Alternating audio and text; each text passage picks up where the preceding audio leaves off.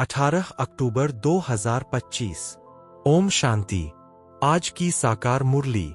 बाप दादा कहते हैं, मीठे बच्चे, आत्म अभिमानी होकर बैठो, अंदर घोटते रहो, मैं आत्मा हूं। देही अभिमानी बनो, सच्चा चार्ट रखो तो समझदार बनते जाएंगे, बहुत फायदा होगा।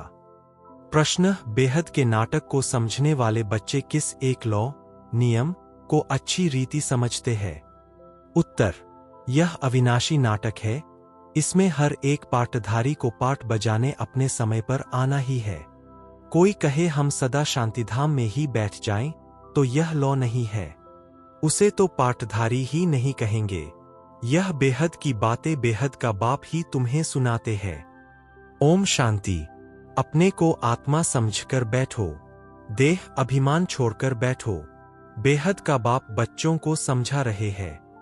समझाया उनको जाता है जो बेसमझ होते हैं। आत्मा समझती है कि बाप सच कहते हैं। हम आत्मा बेसमझ बन गई है। मैं आत्मा अविनाशी हूं, शरीर विनाशी है। मैं आत्म अभिमान छोड़ देह अभिमान में फंस पड़ा हूं, तो बेसमझ ठहरे ना। बाप कहते हैं सब बच्चे बेसमझ हो पड़े हैं देह अभिमान में आकर। फिर तुम बाप द्वारा देही अभिमानी बनते हो तो बिल्कुल समझदार बन जाते हो। कोई तो बन गए हैं, कोई पुरुषार्थ करते रहते हैं। आधा कल्प लगा है बेसमझ बनने में। इस अंतिम जन्म में फिर समझदार बनना है। आधा कल्प से बेसमझ होते होते 100% बेसमझ बन जाते हैं। देह अभिमान में आकर ड्रामा प्लान अनुसार तुम गिरते आए हो। अभी तुमको समझ मिली है, फिर भी पुरुषार्थ बहुत करना है, क्योंकि बच्चों में दैवी गुण भी चाहिए। बच्चे जानते हैं हम सर्वगुण संपन्न 16 कला संपूर्ण थे, फिर इस समय निर्गुण बन पड़े हैं। कोई भी गुण नहीं रहा है। तुम बच्चों में भी नंबरवार पुरुषार्थ अनुसार इस खेल को समझते हैं। समझते समझते भी कितने वर्ष हो गए हैं। फिर भी जो नए हैं वह अच्छे समझदार बनते जाते हैं। औरों को भी बनाने का पुरुषार्थ करते हैं। कोई ने तो बिल्कुल नहीं समझा है। बेसमझ के बेसमझ ही है। बाप आए ही है समझदार बनाने। बच्चे समझते हैं माया के कारण हम बेसमझ बने हैं। हम पूज्य थे तो समझदार थे, फिर हम ही पुजारी बन बेसमझ बने हैं। आदि सनातन देवी देवता धर्म प्रायः लोप हो गया है। इनका दुनिया में किसको पता नहीं है। यह लक्ष्मी नारायण कितने समझदार थे, राज्य करते थे। बाप कहते हैं तत्वम। तुम भी अपने लिए ऐसे समझो। यह बहुत बहुत समझने की बातें हैं। सिवाय बाप के कोई समझा न सके।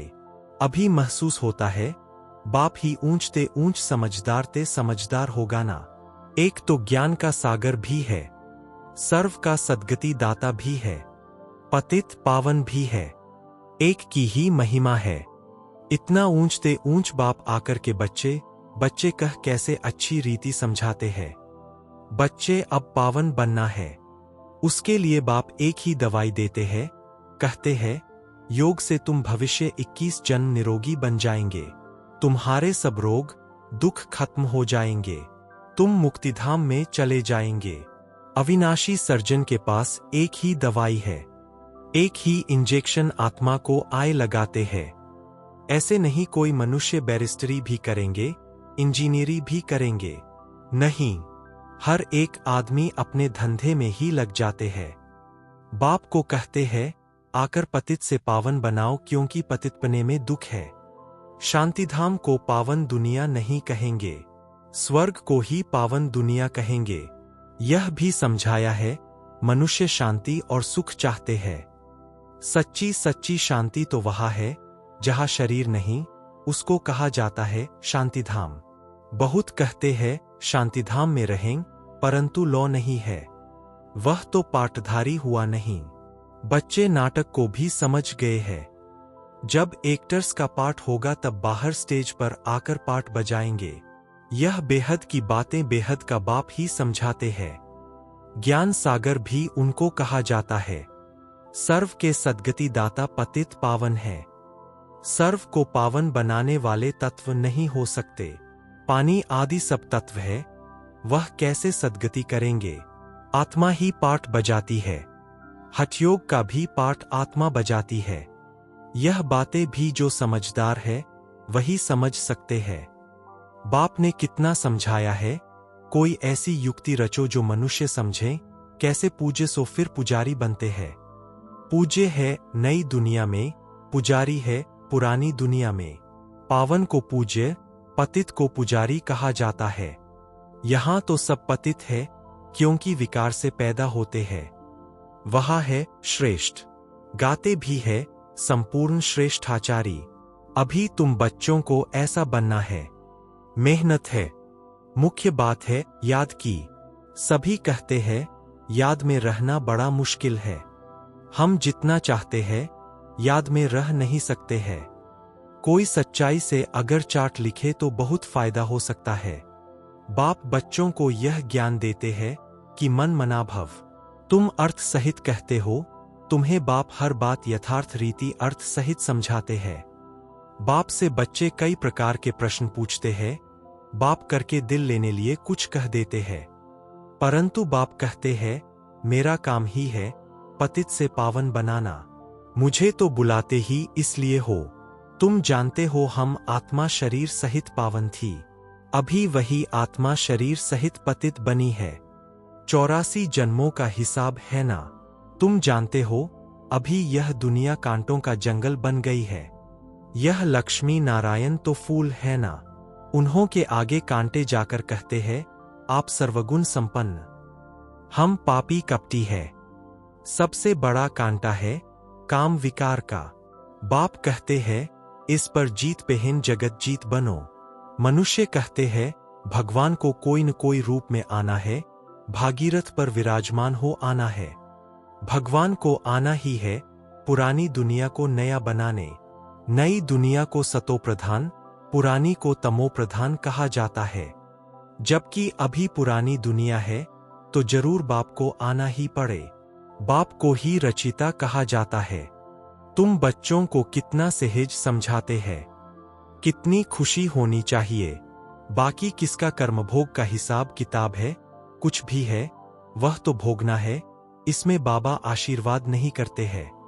हमको बुलाते ही हो, बाबा आकर हमको वर्षा दो। बाबा से क्या वर्षा पाने चाहते हो? मुक्ति जीवन मुक्ति का।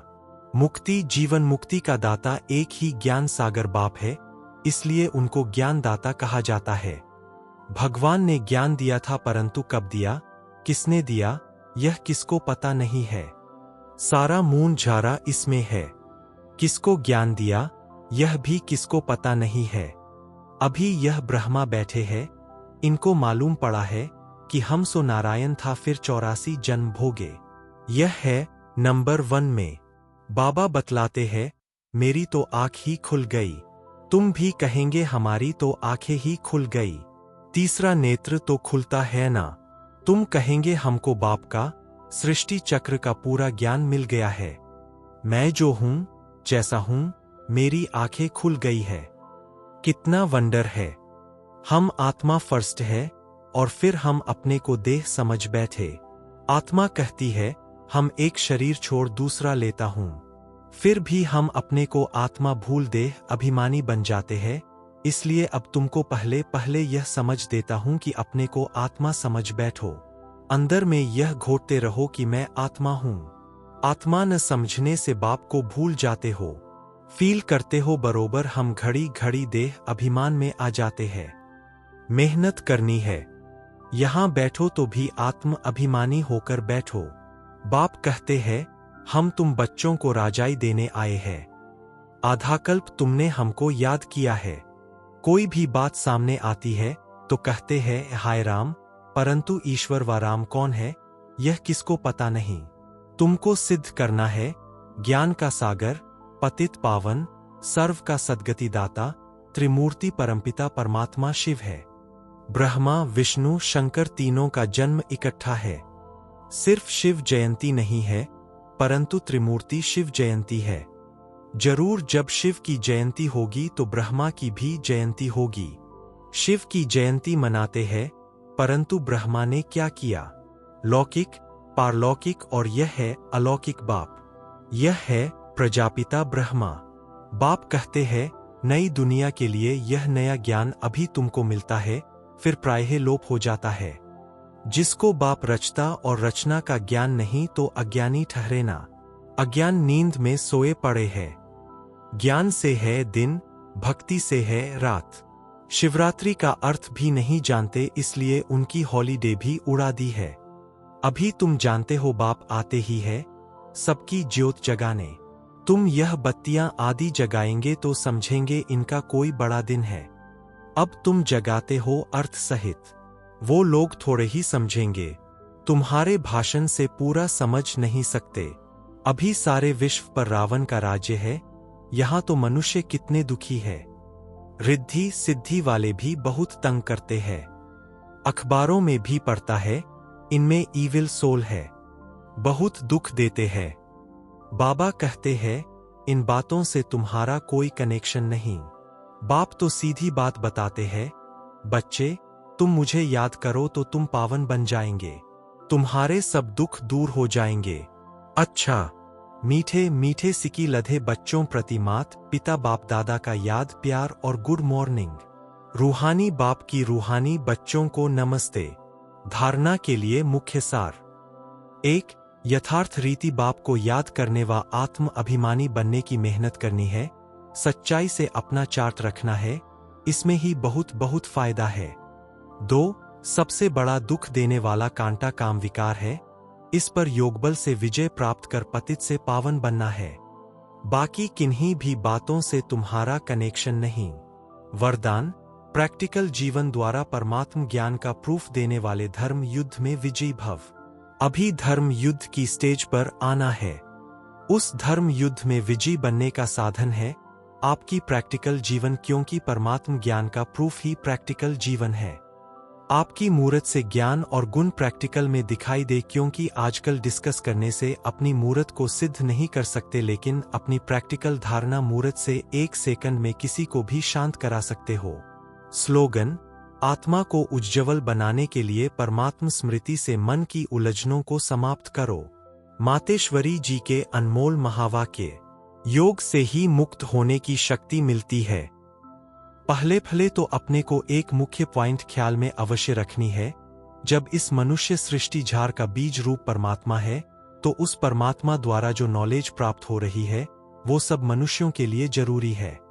सभी धर्म वालों को यह नॉलेज लेने का अधिकार है। भल हरेक धर्म की नॉलेज अपनी अपनी है, हरेक का शास्त्र अपना अपना है, हरेक की मत अपनी अपनी है, हरेक का संस्कार अपना अपना है, लेकिन यह नॉलेज सबके लिए है। भल वो इस ज्ञान को न भी उठा सके, हमारे घराने में भी न आवे, परंतु सबका पिता होने कारण उनसे योग लगाने से फिर भी पवित्र अवश्य बनेंगे। इस पवित्रता के कारण अपने ही सेक्शन में पद अवश्य पाएंगे, क्योंकि योग को तो सभी मनुष्य मानते हैं। बहुत मनुष्य ऐसे कहते हैं, हमें भी मुक्ति चाहिए, मगर सजाओं से छूट मुक्त होने की शक्ति भी इस योग द्वारा मिल सकती है। अजपाजाप अर्थात निरंतर ईश्वरीय याद। यह जो कहावत है, श्वासों श्वास अजपाजाप जपते रहो, उसका यथार्थ अर्थ क्या है? जब हम कहते हैं अजपाजाप, तो इसका यथार्थ अर्थ है जाप के बिगर श्वासों श्वास अपना बुद्धियोग अपने परमपिता परमात्मा के साथ निरंतर लगाना, और यह ईश्वरीय याद श्वासों श्वास कायम चलती आती है, उस निरंतर ईश्वरीय याद को अजपाजाप कहते हैं। बाकी कोई मुख से जाप जपना अर्थात राम राम कहना, अंदर में कोई मंत्र उच्चारण करना, यह तो निरंतर चल नहीं सकता। वो लोग समझते हैं हम मुख से मंत्र उच्चारण नहीं करते, लेकिन दिल में उच्चारण करना, यह है अजपाजाप। परंतु यह तो सहज एक विचार की बात है, जहां अपना शब्द ही अजपाजाप है, जिसको जपने की भी जरूरत नहीं है। आंतरिक बैठ कोई मूर्ति का ध्यान भी नहीं करना है, न कुछ सिमरन करना है, क्योंकि वो भी निरंतर खाते पीते रह नहीं सकेंगे, लेकिन हम जो ईश्वरीय याद करते हैं वही निरंतर चल सकती है, क्योंकि यह बहुत सहज है। जैसे समझो बच्चा है, अपने बाप को याद करता है, तो उसी समय बाप का फोटो सामने नहीं लाना पड़ता है, लेकिन मनसा वाचा कर्मना बाप के सारे ऑक्यूपेशन, एक्टिविटी, गुणों सहित याद आता है। बस वह याद आने से बच्चे की भी वो एक्ट चलती है, तभी संशोज फादर करेंगे। वैसे अपने को भी और सबकी याद दिल भीतर से मिटाए, उस एक ही असली पारलौकिक परमपिता परमात्मा की याद में रहना है। इसमें उठते बैठते, खाते पीते निरंतर याद में चल सकते हैं। उस याद से ही कर्मातीत बनते हैं। तो इस नेचुरल याद को ही अजपाजाप कहते हैं। अच्छा, ओम शांति। अव्यक्त इशारे, स्वयं और सर्व के प्रति मनसा द्वारा योग की शक्तियों का प्रयोग करो। अभ्यास की प्रयोगशाला में बैठ योग का प्रयोग करो तो एक बाप का सहारा और माया के अनेक प्रकार के विघ्नों का किनारा अनुभव करेंगे। अभी ज्ञान के सागर, गुणों के सागर, शक्तियों के सागर में ऊपर ऊपर की लहरों में लहराते हो, इसलिए अल्पकाल की रिफ्रेशमेंट अनुभव करते हो। लेकिन अब सागर के तले में जाओ तो अनेक प्रकार के विचित्र अनुभव कर रत्न प्राप्त करेंगे। अच्छा, ओम शांति।